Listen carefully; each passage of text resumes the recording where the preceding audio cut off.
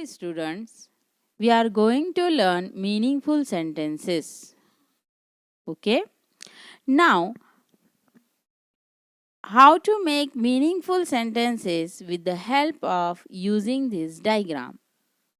Now look carefully and try to understand. At first, we will put subject to it. Subject means I, you, we, they, he, she or any name. We will put subject he. Then we will put always or never. In this chart given, there are so many phrases. We will put one phrase like speak politely to teacher.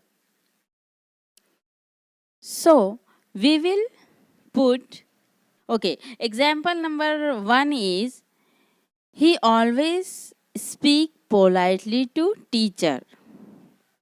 Example number 2, she never tease animals.